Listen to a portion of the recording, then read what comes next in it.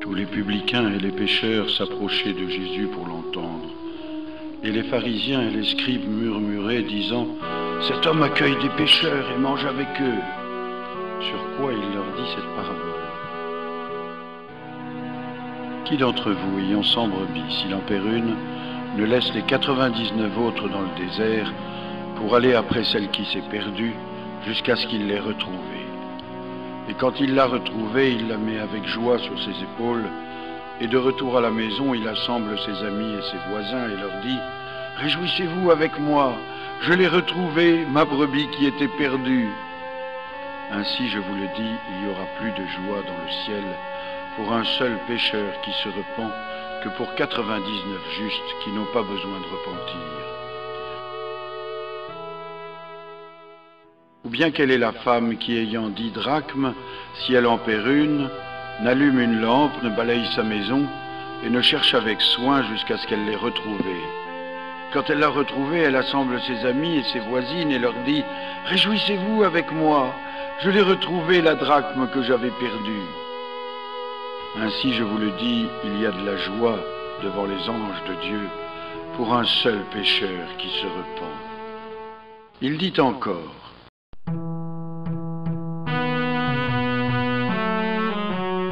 un homme avait 2 fils.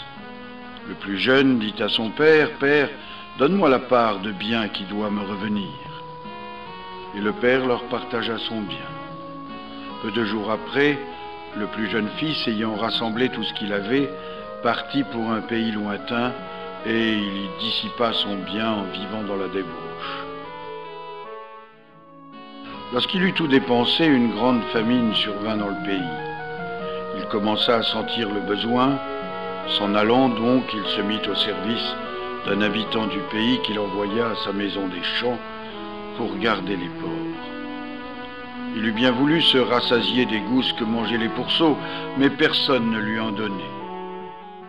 Alors, rentrant lui-même, il dit « Combien de mercenaires de mon père ont du pain en abondance, et moi, je meurs ici de faim.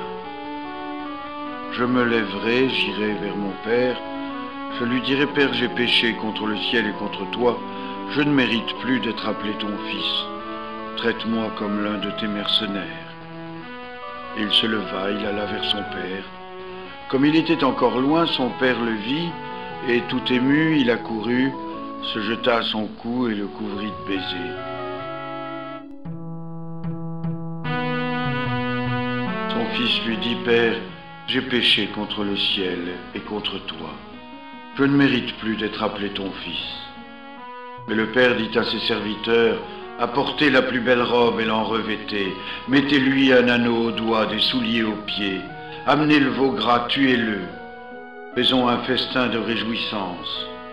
Car mon fils que voici était mort, et il est revenu à la vie.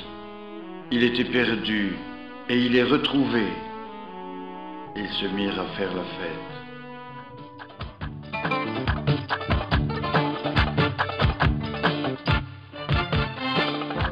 Or le fils aîné, qui était au champ, comme il revenait et s'approchait de la maison, il entendit de la musique et des danses. Appelant un des serviteurs, il lui demanda ce que c'était.